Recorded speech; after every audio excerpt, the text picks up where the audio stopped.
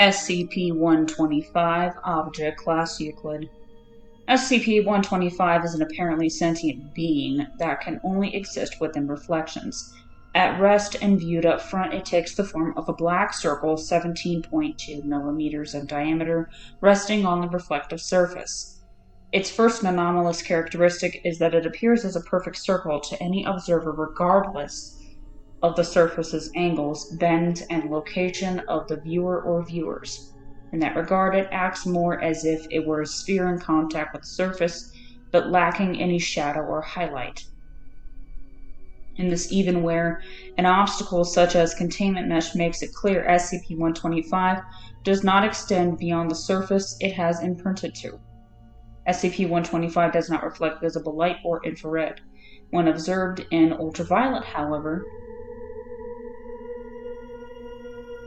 up to and including. For unclear reasons, it also emits a minute but measurable and constant amount of X-rays.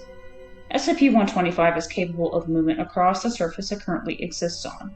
This movement may only occur across a surface uninterrupted by either an angle, the surface must follow a reasonably continuous curve, or a non-reflective area. SCP-125 has demonstrated incapability to cross scratches and frosted or etched areas of a surface. In many instances, however, SCP-125 will circumvent these limits by jumping to a reflection to round a corner, or between the separate outer glass and silver surfaces of a metal glass mirror, hence the preference for opaque metallic surfaces for containment purposes.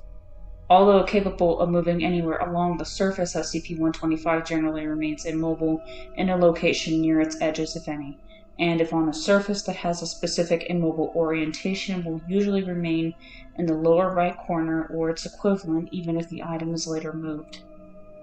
Any reflective surface capable of displaying a reasonably accurate reflection of SCP-125 can host it.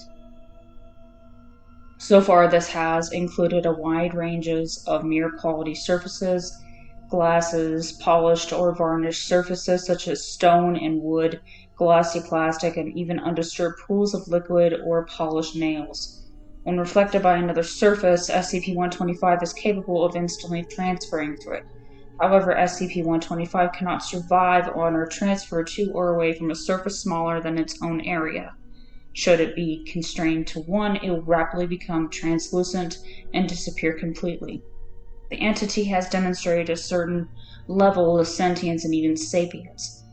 Despite lacking physical existence, it appears unwilling to be touched directly or otherwise hidden from sight. It will also resist to the best of its abilities any attempt at reducing its freedom of movement either by jumping to another surface or moving across its current one very fast. It will also flee from perceived threats, even complex ones expressed by speech, demonstrating an understanding of human communication. How it is capable of this, and whether it can or wishes to communicate back, is currently unknown. In its normal state, SCP-125 is completely harmless and incapable of multiplying. It is, however, perfectly capable of moving to a reflective surface, especially that of a living animal's cornea.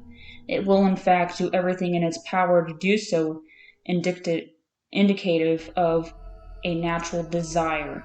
Once it has achieved this, SCP-125 diminishes in size by a factor of 10 to 1.72 millimeters in diameter. While existing on the surface of a living tissue, SCP-125 becomes capable of multiplying and infecting a potentially unlimited number of surfaces as opposed to merely moving between them.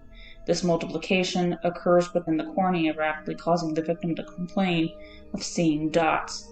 Past this stage, SCP-125 infestation will rapidly, within 5 to 9 days of initial infection, crowd out the entire tissue, causing the eye to go blind, after which stage the cells of the eye and optic nerve appear to undergo mass apoptosis, causing a non-infectious abscess.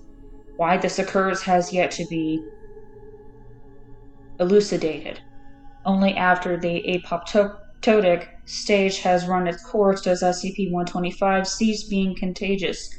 No treatment for SCP-125 infestation is known to be efficient beyond keeping the affected eyes tightly covered to prevent further spread and administration of heavy antibiotics to reduce risk of infection. Outbreaks continue to occur on an irregular basis, suggesting that SCP-125 is either a naturally occurring phenomenon or that it was spread over much of the planet at some point prior to the beginning of written history.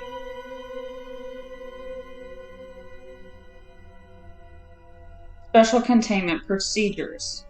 Supports for instances of SCP-125 are kept in padded boxes and covered with a fine nylon mesh that allows vision through, but obscures the surface of the mirror by at least 25%.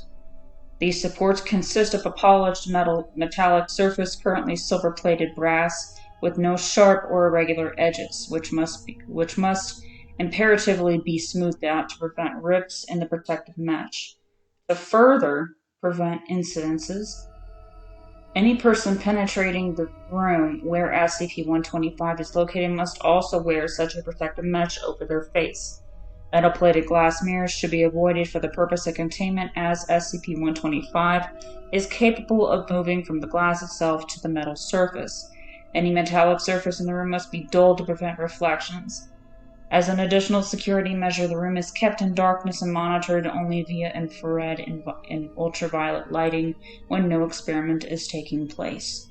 No mirror or comparably reflective surface, including but not limited to metal case pens, sunglasses, laptop computers, and glass objects may be allowed in the room outside controlled experiments. The SCP may not be photographed or filmed in its unrestrained state. If any personnel on site, and particularly personnel having recently been involved with SCP-125, report seeing black dots, MTF, ETA 10, and Cheese 7 will be immediately put on standby, and a Level 2 alert for potential containment breach will be declared. Individuals contaminated will undergo Containment Protocol 125-B and may not return to active duty until the instance of SCP-125 affecting their cornea has been rendered completely inert.